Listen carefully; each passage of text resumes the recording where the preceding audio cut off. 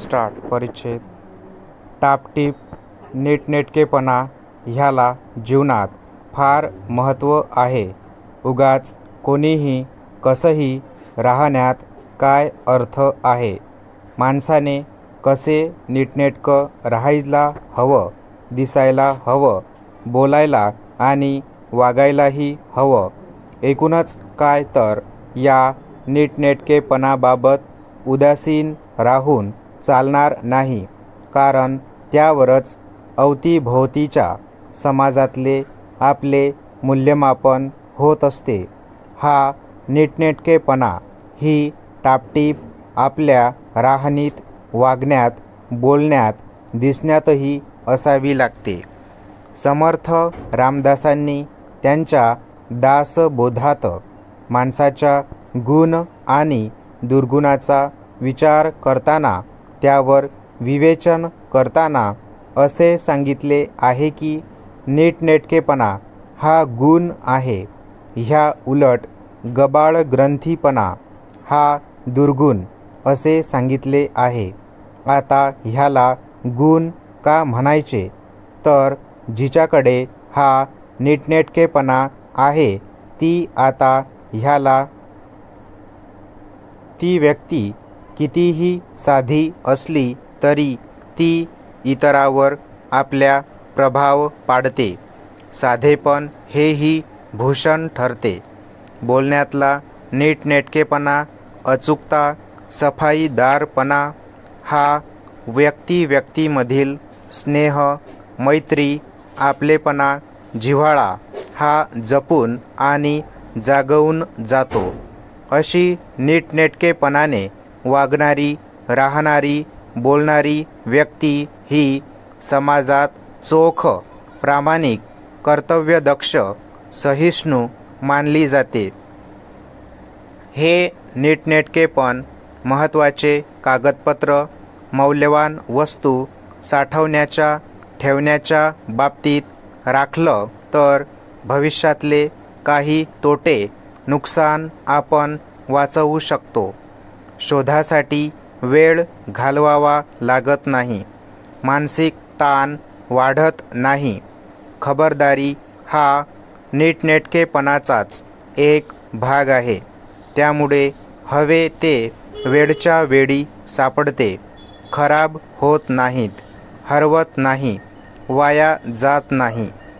समर्थ तर पुढे जाऊन इतकेही म्हणतात की हा नीटनेटकेपणा प्रत्येक माणसाच्या संसार प्रपंचातही असायला हवा. प्रपंच असावा नीटनेटका, तो नसावा फाटका तुटका. परिच्छेद. आता नीटनेटका प्रपंच कोणता, तर जो जागेपणाने केला जातो, वाढविला जातो, जपला आणि सांभाळला जातो.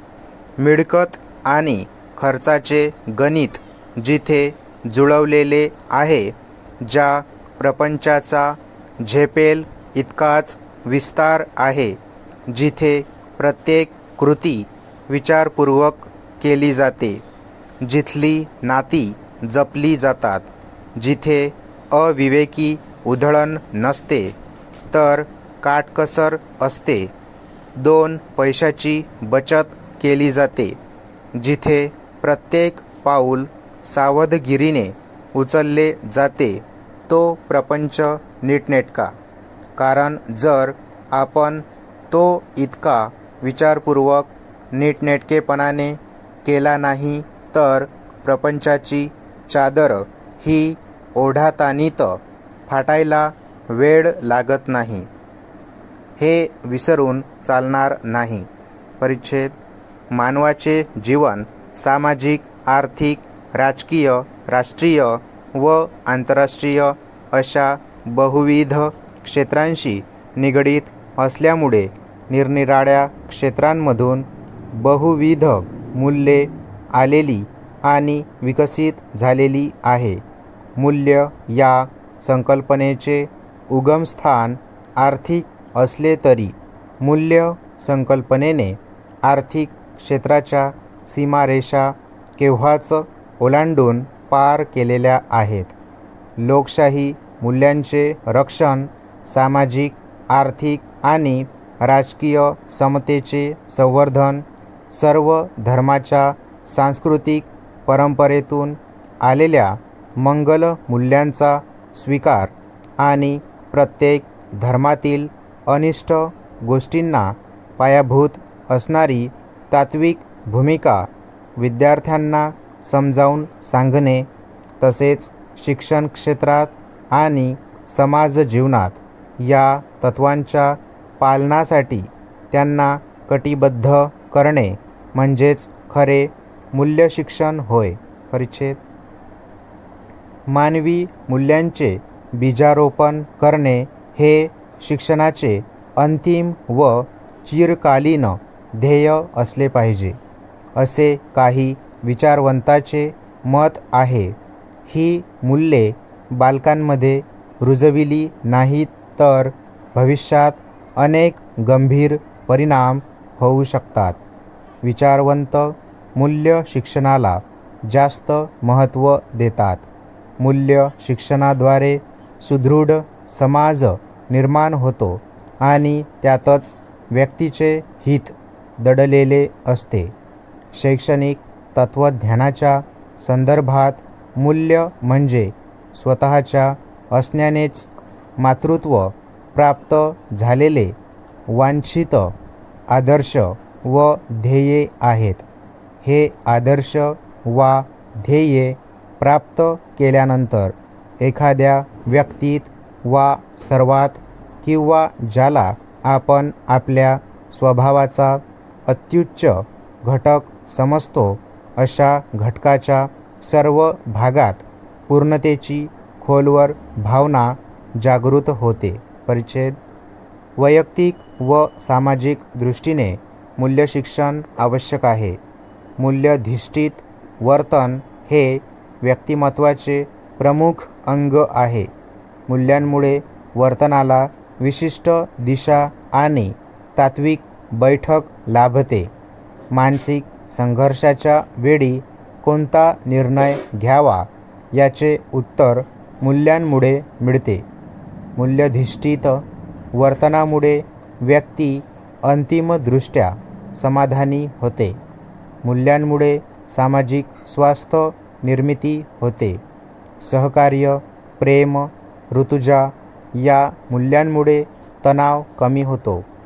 विविधता असलेल्या देशात एकात्मतेची भावना निर्माण होण्यास मूल्य शिक्षणाची मदत होते. आपल्या भारतीय संस्कृतीच्या इतिहासातून आणि महापुरुषांच्या चरित्रात्मक अभ्यासातून आपल्याला असंख्य मूल्यांचा शोध घेता येतो.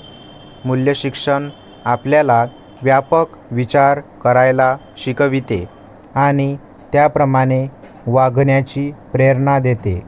आपल्या मनाला शांती, समाधान, स्थिरता देण्यासाठीही मूल्यांचे चिंतन उपयुक्त ठरते.